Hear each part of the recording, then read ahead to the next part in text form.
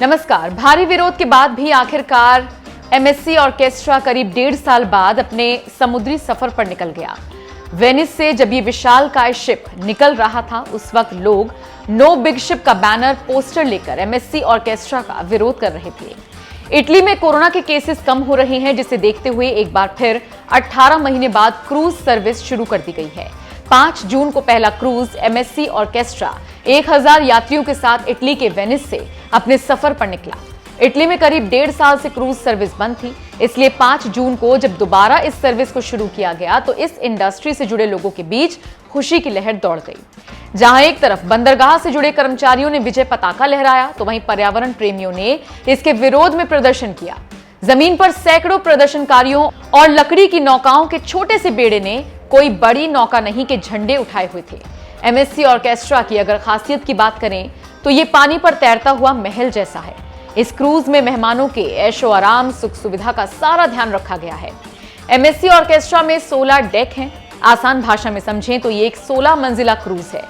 इसमें सफर करने वाले यात्रियों की हर छोटी बड़ी जरूरत का ध्यान रखा गया है। एमएससी ऑर्केस्ट्रा में खाने के लिए कई रेस्टोरेंट्स मौजूद हैं, जिनमें इटालियन, चाइनीज के अलावा दूसरे कुजीन के लजीज फूड मिलते हैं। क्रूज में 11 इंडोर और 3 आउटडोर बार हैं।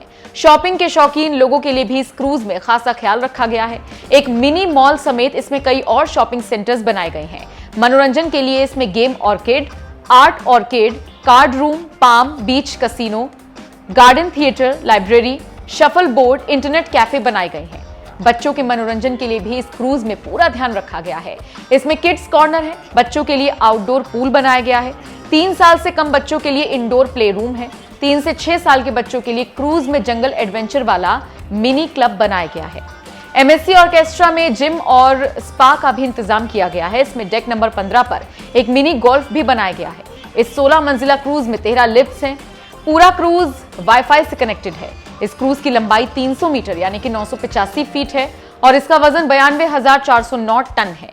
इसमें 2600 यात्रियों और 1050 क्रूज के हिसाब से सारी लग्जरी सुविधाएं हैं। इस शिप की मैक्सिमम स्पीड 23 नॉट यानी कि करीब 42 किलोमीटर प्रति घंटा है, जबकि इसकी एवरेज स्पीड 18 नॉट यानी कि 33 किलोमीटर प्रति घंटा है।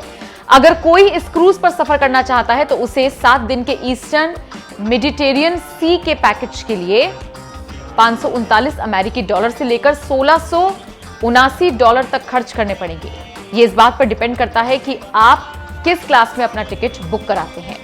सिटी ऑन वाटर कहे जाने वाले इटली के वेनिस में लगभग 120 द्वीप हैं।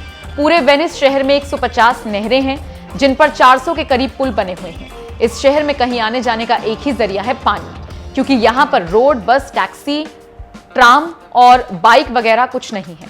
अब अगर आपको वेनिस में घूमना है तो आपके पास 2 रास्ते हैं, या तो नाव या फिर पैदल। वेनिस की इसी खूबसूरती की वजह से पिछले 20 सालों से दुनिया के अलग अलग हिस्सों से क्रूज वेनिस आ रहे हैं। इटली में क्रूज इंडस्ट्री की रेवेन्यू करीब 40,000 करोड़ रुपए है, लेकिन पिछले 1.5 साल से कोरोना की वजह से ये इंडस्ट्री पूरी तरह से बंद थी, जिसकी वजह से न सिर्फ इस इंडस्ट्री से जुड़े लोग बेरोजगार बैठे थे, बल्कि इटली की सरकार को भी बड़ा घाटा हो रहा था। अब जब इटली में कोरोना के केसेस कम होने लगे हैं तो एक बार फिर इस इंडस्ट्री को ओपन करने की कवायद शुरू की गई है, जिसकी शुरुआत 5 जून को 16 मंजिला क्रूज एमएससी ऑर्केस्ट्रा के साथ